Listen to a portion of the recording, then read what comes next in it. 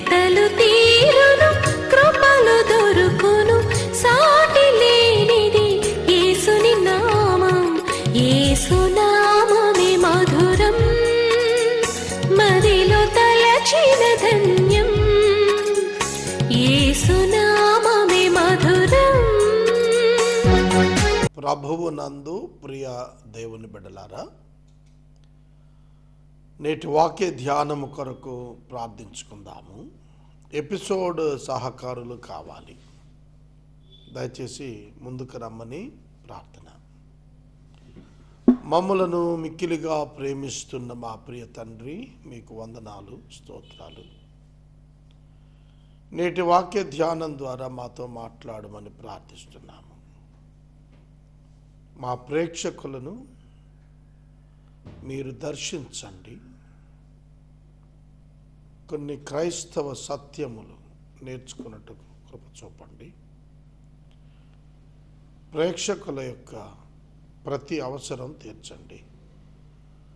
మీ మహిమలో వారిని జ్ఞాపకం చేసుకోండి. బలహీనుడనైన మీ దాసుని నన్ను బలపరచండి. యేసు నామమున వేడుచున్నాము తండ్రి, ఆమెన్. ప్రభువునందు ప్రియ దేవుని బిడ్డలారా, గలతీ పత్రిక 2వ అధ్యాయము 11వ వచనం నుండి మనం ధ్యానించాలి. 10వ వచనం నిన్నటి భాగం ముగించాము, ఇంకా వివరణ మిగిలి ఉన్నది. గలతీయులకు పౌలు ఉత్తరం రాస్తున్నప్పుడు అపోస్తలుడైన పేతురుకు తనకు పౌలుకు మధ్య ఏ విధమైనటువంటి అంగీకారం, ఒక ఒప్పందం జరిగిందో చెప్పాడు. సంఘములో ఉన్న పేదలను జ్ఞాపకం చేసుకోమనేది పౌలు గారు అంగీకరించినది మనకు కనిపిస్తుంది. పేతురు, పౌలు ఇద్దరి మధ్య పేదలను జ్ఞాపకం చేసుకోవాలి అనే ఒక కోరిక, ఆసక్తి, అంగీకారం కనిపిస్తుంది. ఒక మాటలో చెప్పాలంటే, meeting the needs of the people or others or needy one అనేది క్రైస్తవ్యంలో ఒక గొప్ప పాత్ర. కనుక క్రైస్తవుడు ఎలా ఉంటాడంటే, నిజ క్రైస్తవుడు పేదలను జ్ఞాపకం చేసుకుని వారికి సహాయం చేసేట్లుగా ఉంటాడు. దేవుని యొక్క బిడ్డలు, సేవకులు, ప్రధానంగా విశ్వాసులు కూడాను పేదలను జ్ఞాపకం చేసుకోవాలి. ఎందుకు ఈ మాట చెప్పాడు? ఎందుకంటే ఇవాళ మనం ఉన్న కండిషన్స్ వేరు, ఆ రోజు వారున్న పరిస్థితులు వేరు. ఇవాళ గ్లోబలైజేషన్ అయింది, ప్రపంచీకరణ జరిగిపోయింది. ఒక మాటలో చెప్పాలంటే గ్లోబ్ చాలా చిన్నగా అనిపిస్తోంది మనకు. భూప్రపంచం మన ఊరి నుండి విదేశాలకు వెళ్ళి బ్రతుకుతున్న వాళ్ళు ఉన్నారు, విదేశాల నుండి ఇక్కడికి వచ్చి వ్యాపారం చేస్తున్న వాళ్ళు ఉన్నారు. It's all the matter of hours, not even days. భూమి మీద ఇప్పుడు మనము ఆసియా ఖండం, భారతదేశంలో ఉన్నాం. యూరోప్ ఖండంలో ఒక దేశానికి వెళ్ళాలి అని అంటే మ్యాక్సిమం 20 hours ఫ్లైట్, అందుకంటే ఎక్కువ లేదు. మాకు ఇంకొక 2 గంటలు వెయిటింగ్తో కలిపితే. ఆలోచించండి, అదే ఒక ట్రైన్లో ఏలూరు నుండి బాంబే పోవటానికి 22 hours ఈజీగా పడుతుంది. ఢిల్లీ వెళ్ళటానికి 29, 36, 40 hours అట్లా పడుతుంది. ఒకసారి ఆలోచించండి, ఒక సూపర్ ఫాస్ట్లో ఢిల్లీ వెళ్ళటానికి పట్టే టైం కంటే అమెరికా పోయి వచ్చేసేయచ్చు. అంత వేగవంతం అయింది ప్రపంచం. అట్లాంటి ఈ ప్రపంచంలో పేదలను జ్ఞాపకం చేసుకోమనే ఆనాటి మాట ఈనాటికి కూడా ప్రివేల్ అయి ఉంది. నేను చెప్పాను కదా, ఒక ఆర్టికల్ రాశాను, సిగ్గు నిగ్గు తేలేది ఎప్పుడో అని ఒక ఆర్టికల్ రాశాను. అందులో నేను రాసింది ఏంటంటే, భారతదేశంలోని ఆర్థిక అసమానత ఎంత భయంకరంగా ఉందంటే, కిలో ₹1 బియ్యం కొరకు ఎగబడేటువంటి జనం, కిలో ₹1 ఇస్తే ఎగబడుతున్నటువంటి జనం ఉన్న ఈ దేశంలో ఒక పూట ధరించే దుస్తుల కొరకు 25 కోట్లు ఖర్చు పెట్టిన భారతీయుడున్నాడు. ఇద్దరికీ ఒకటే ఆధార్ కార్డు. చూడండి ఎంత విచిత్రమో, ఒకటే ఓటు హక్కు. కానీ జీవన ప్రమాణంలో ఎందుకంత వ్యత్యాసం చెప్పాలి. కనుక మనం గమనించినట్లయితే మనమందరం కూడా, భూమి మీద ఉన్న మనుషులందరం కూడా దేవుడు మనకు నియమించిన త్రోవలు చెరిపేసుకున్నాం. Missed the mark. పాపము అంటే అర్థం తప్పిపోవుట. మిస్డ్ ద మార్క్, దేవుడు నిర్ణయించిన పద్ధతి నుంచి తొలగిపోవటం. దేవుడు ఏం నిర్ణయించాడు? నిన్ను వలె నీ పొరుగువానిని ప్రేమించు. ఈ ఒక్క మాట యందు ధర్మశాస్త్రములోని 10 ఆజ్ఞలు ఉన్నాయి. మనం ఒక్క మాటలో అర్థం చేసుకోవాలంటే, మానవులంతా పాపము కారణంగా పర్వర్ట్ అయిపోయారు,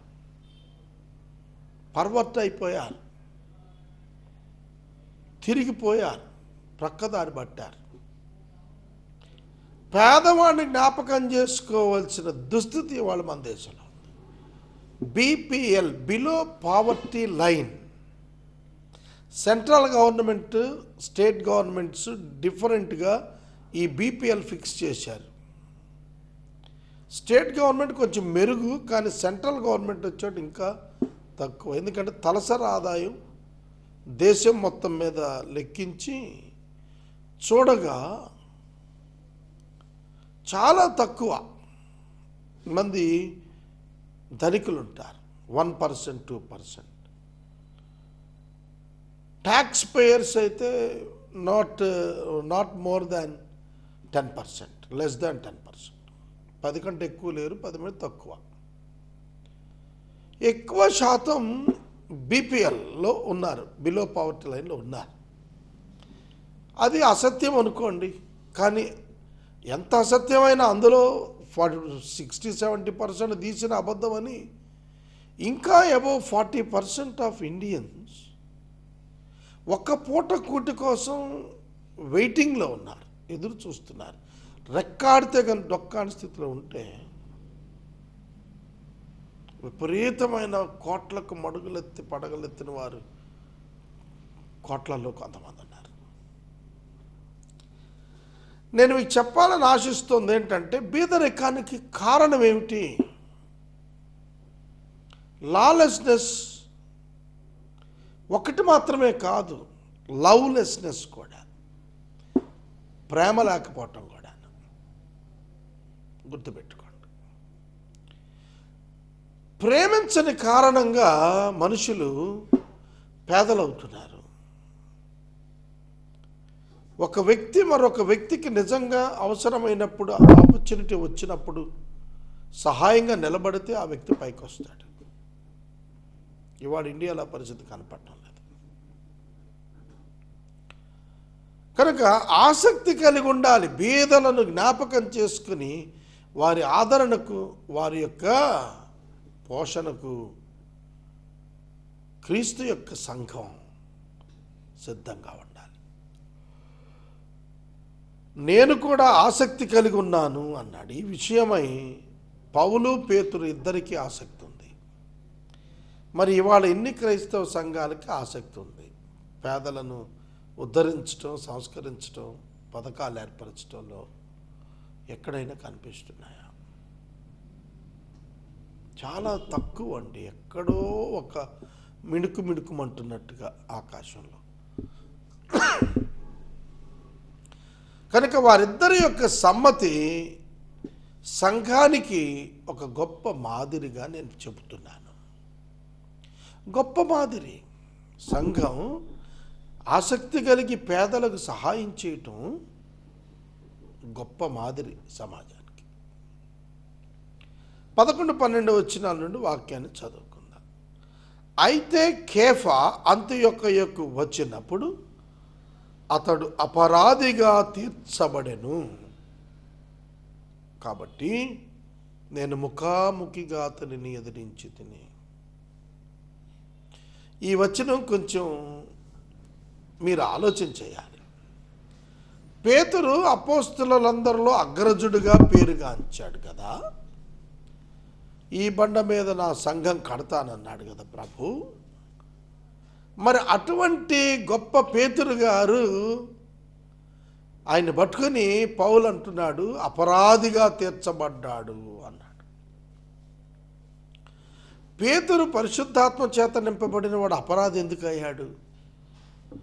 ఆయన నీడబడితే రోగులు లేచారు, చేతులు తాకితే రోగులు బతికారు, మృతులు లేచారు కదా. అట్లాంటి పేతురు ఎందుకు పౌలు చేత విమర్శించబడేటట్లుగా తయారైంది అతని పరిస్థితి అంటే ఒకటే మనం జ్ఞాపకం చేసుకోవాల్సింది.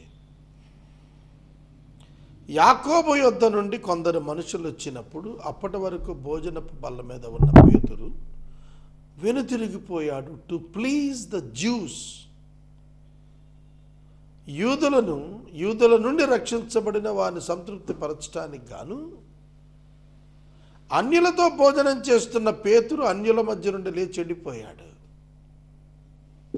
పౌలు అక్కడే అతని ముఖాముఖిగా అతన్ని ఎదిరించాడు.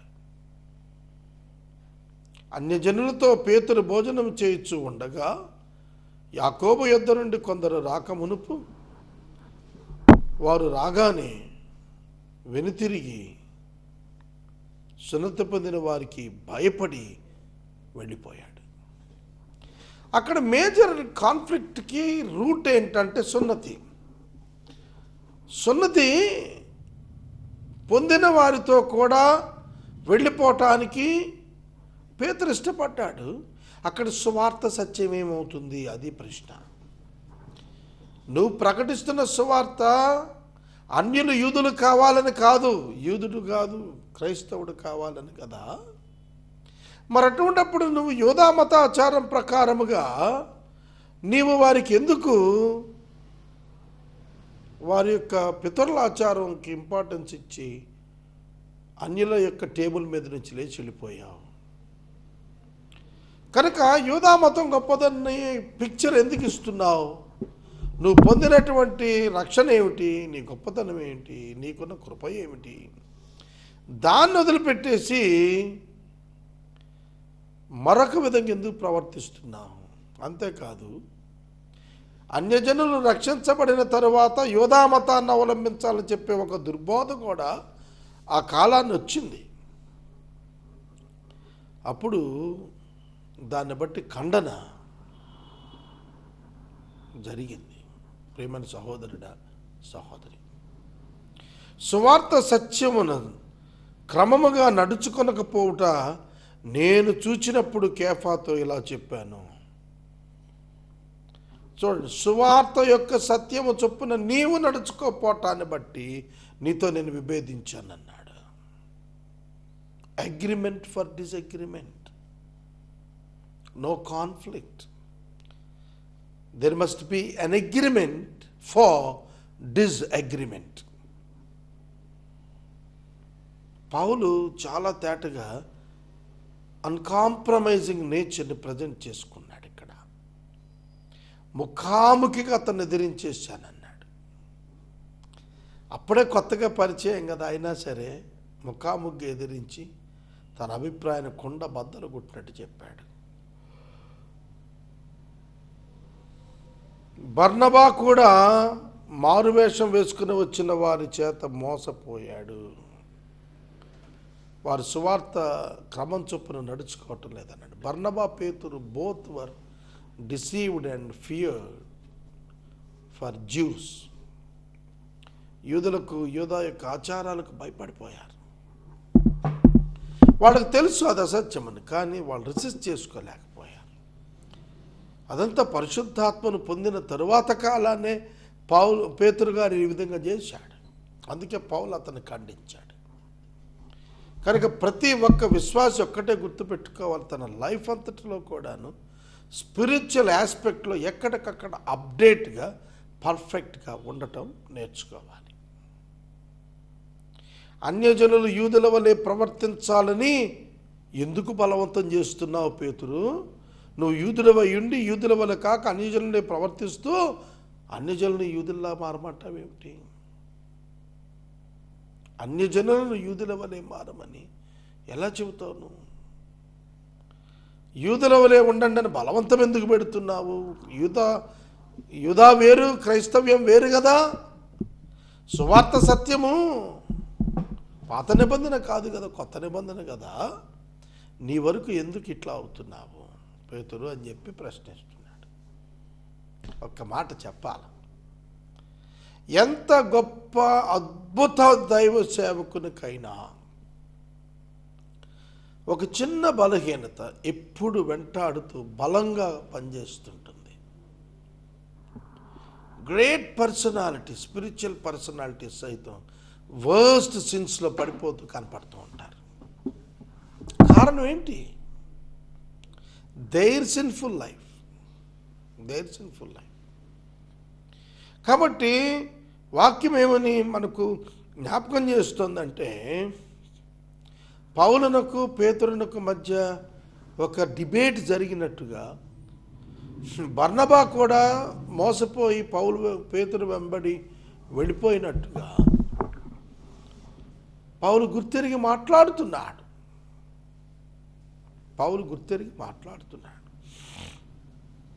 వేషధారణ చేత మోసపోవద్దు. మీరు వేషధారణను గుర్తుపట్టాలా, వేషధారణను గుర్తుపట్టాలా. ఎవరు మోసగాడు గుర్తుపట్టాలి, ఎవడు నరహంతకుడో గుర్తుపట్టాలా, ఎవరు ఏ యాటిట్యూడ్తో ఉన్నారు గుర్తుపట్టాలి. దేవునికి మొరపెట్టి పొందాలి జవాబులు. కనుక మారువేషం వేసుకున్న తక్కిన యూదులతో బర్నబా కలిసినప్పుడు మోసపోయాడు. Core values, ethical values of Christianity మొట్టమొదటి దినాల్లోనే, బిగినింగ్లోనే, అపోస్టల్స్ టైంలోనే బలహీనం అయిపోయిందంటానికి ఇది ఒక వచ్చు తునక బైబిల్లో.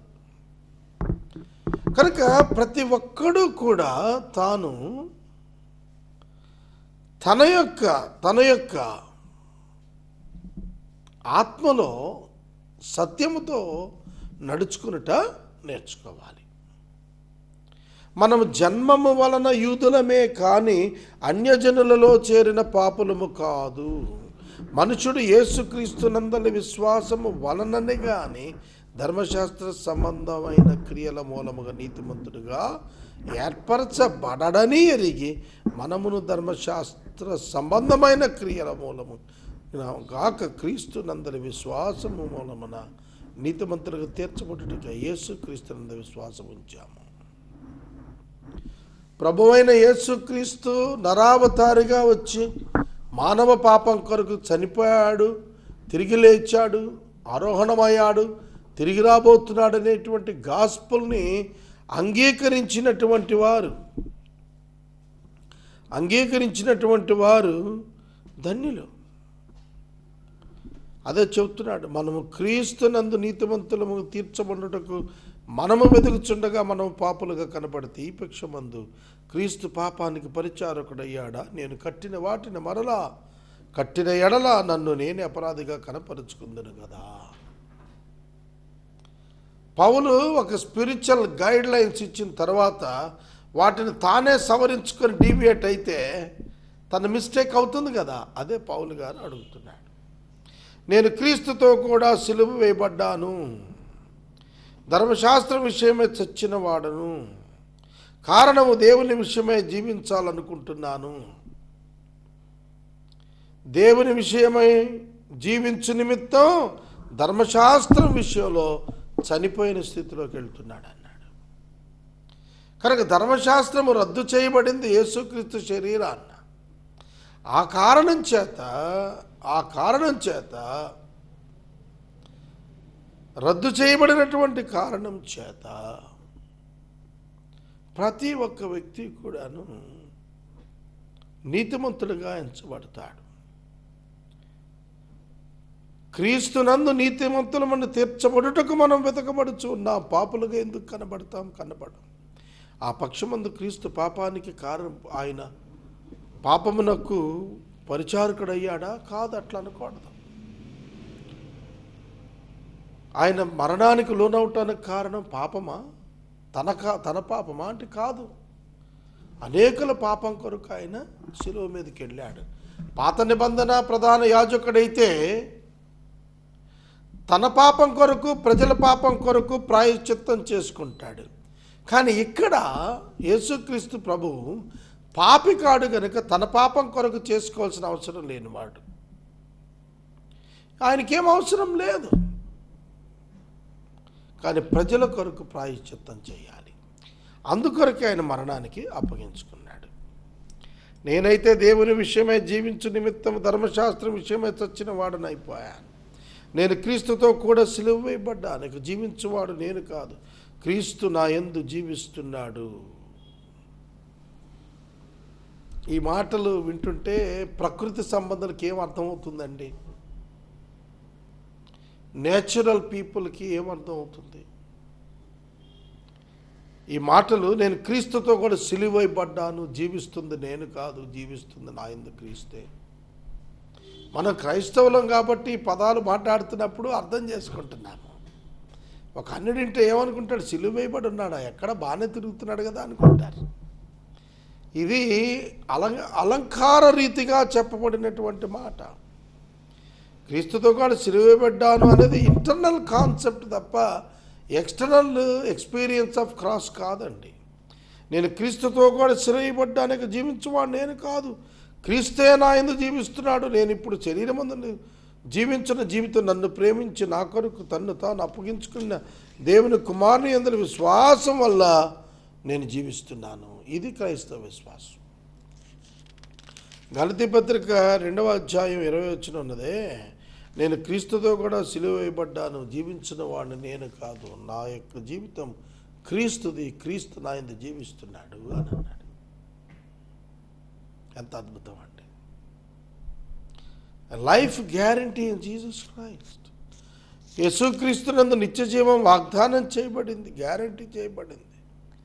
శరీరంలో జీవిస్తున్న జీవితం అంతా ఆయన కోసమే జీవిస్తాను. నేను నా కొరకు కాదు. నేను బ్రతుకుతున్నానంటే ఆయన కొరకే. నా బ్రతుకు ముగిసిందంటే ఆయన కొరకే. Everything is for him only. ప్రభు కొరకే సమస్తం. అది కదా అక్కడ పౌలు గుర్తింపజేస్తున్నాడు.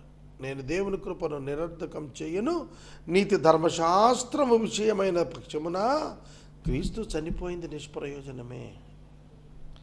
మనుషులమైన మనము క్రియలను బేరీజు వేసుకుని మంచి చెడుల ప్రకారం, పాపం పుణ్యం ప్రకారం గనక పరలోకానికి వెళ్ళే అవకాశం ఉంటే అసలు క్రీస్తు చనిపోవటం నిష్ప్రయోజనం. ఎందుకంటే మంచి చెడు చేసి వెళ్ళిపోతారు మనుషులు పరలోకానికి. కాబట్టి అర్థం చేసుకోండి, యేసుక్రీస్తు కొరకు జీవిస్తుంది సంఘం, తన కొరకు కాదు. ఎందుకంటే తన కొరకు అప్పటికే చనిపోయింది, సిలువ వేయబడింది యేసుక్రీస్తుతో కూడా సంఘం. కనుక క్రీస్తు యేసు నందు నూతన సృష్టిగా మనం మార్చబడ్డాం. It's all the blessing for believer. విశ్వాసికి అది అద్భుతమైనటువంటి బ్లెస్సింగ్ అంటే దీవెన. పౌలు యొక్క మాటలు మనం ఈ కంటిన్యూటీలో పేతురు గారితో అతని ఆర్గ్యుమెంట్ కనుక మనం చూస్తుంటే, యేసుక్రీస్తునందలి విశ్వాసము వలననే కానీ ధర్మశాస్త్ర సంబంధమైన క్రియల మూలంగా నీతిమంతుడిగా తీర్చబడని ఎరిగిన మనమును ధర్మశాస్త్ర సంబంధం క్రియ మూలముగా నీతిమంతులుగా అయినట్లయితే తీర్చబట్టుకై క్రీస్తు యేసునందు విశ్వాసం ఉంచాం.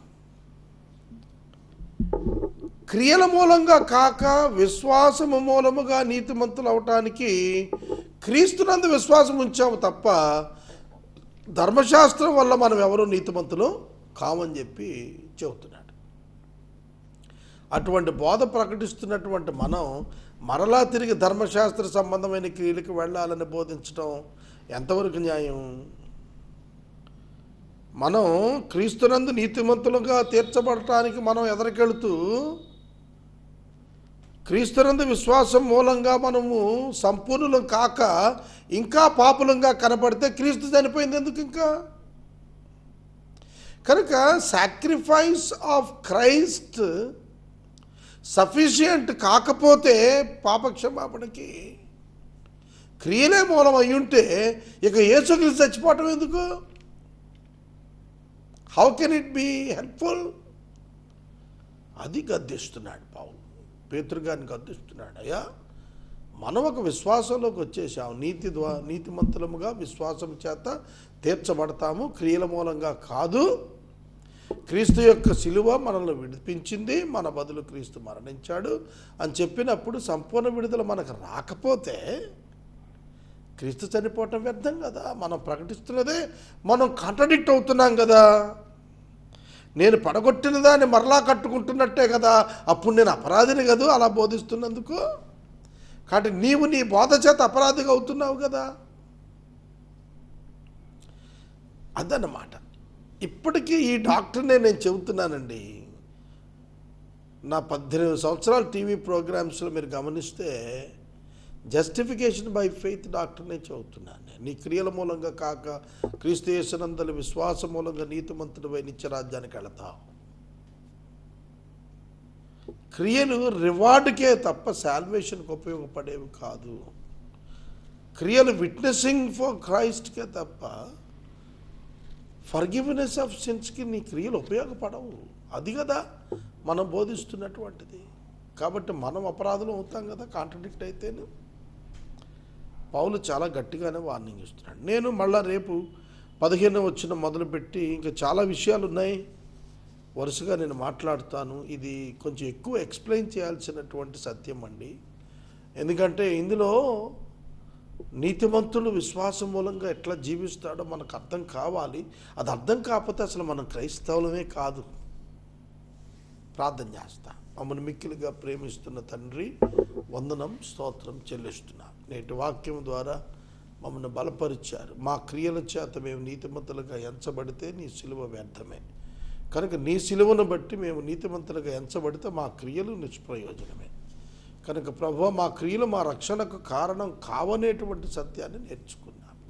మీ చేతులకు మమ్మల్ని సమర్పిస్తూ యేసునామమున అడుగుచున్నాం తండ్రి, ఆమేన్. తండ్రి అయిన దేవుని ప్రేమ, కుమారుడైన యేసయ్య కృప, పరిశుద్ధాత్మని యొక్క అన్యోన్య సహవాసం సదా మనకెల్లరికీ తోడైండును గాక. ఆమేన్.